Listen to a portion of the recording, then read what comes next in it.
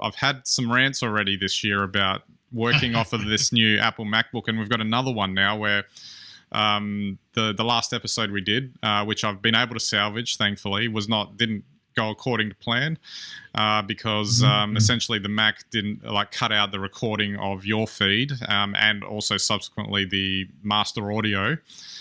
So I had to sort of salvage it from the recording off of my feed, which wasn't 100% because it's obviously not using the microphone. And it made me wonder again, like we were talking about this a little earlier, about why is it that this continually ends up happening? I was talking to you the other week about the keyboard and how to make adjustments to it. Interestingly, I had to make another adjustment. I've switched off the trackpad so it doesn't get confused with the space bar, because I noticed that was causing a problem as well.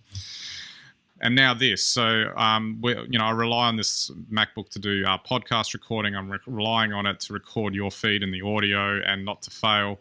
There could have been any number of things that were causing it, but the fact that I've been using these products for years and years and years, never had a problem. It's always delivered reliably every single time. And then we've had at least 3 instances in the past couple of months where it's failed.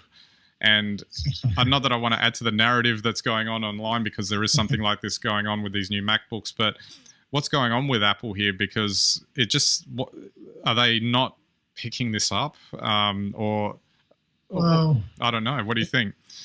I don't know what to think. What I do know is that this has been something that's been creeping into our dialogue over the last 3 or 4 months. And it's probably exactly the same way that it's been creeping into everyone else's experience. And this is quite foreign for those of us that have used Apple for years and years. And you would have to say, and we've spoken about this already, there are now so many models and variations around the, iPhones and the MacBooks and all their other devices.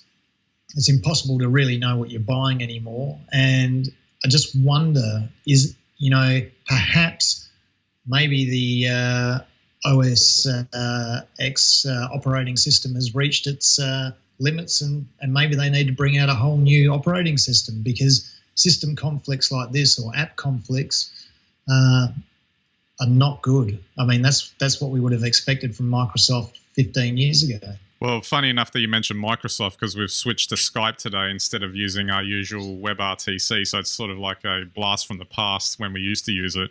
But the fact that I felt the need to switch to a different app and then also change my approach with the dongles, because again, you have to use dongles with these Macs, and I have a suspicion that the dongle in question may have been part of the cause. Yeah.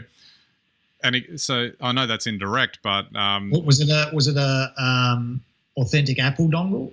Yeah, it was not specifically an Apple one, but a certified one. See, there you go. I should have spent my $300 on the actual Apple ones instead. Yeah, I know, it's my bad. Just before we go on, just as an example, it's damaging their reputation to an extent in that, you start to hear things like, if you want to be a writer, don't get a MacBook, because the keyboard experience is terrible. Buy a Lenovo or a Dell or something that's got one of those really sort of kick-ass keyboards that just, you can go full speed ahead on. You wouldn't have heard that even a couple of years ago, where like the MacBook Airs, for instance, were the gold standard for writers.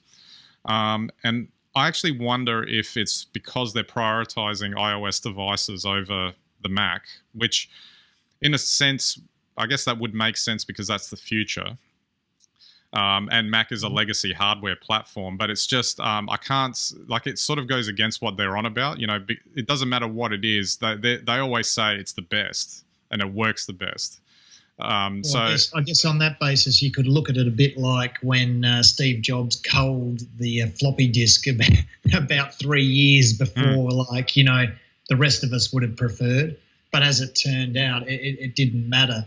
But it's a really good question you ask, because maybe they are just prioritizing iOS for that reason, and everything else is just, you just have to live with it.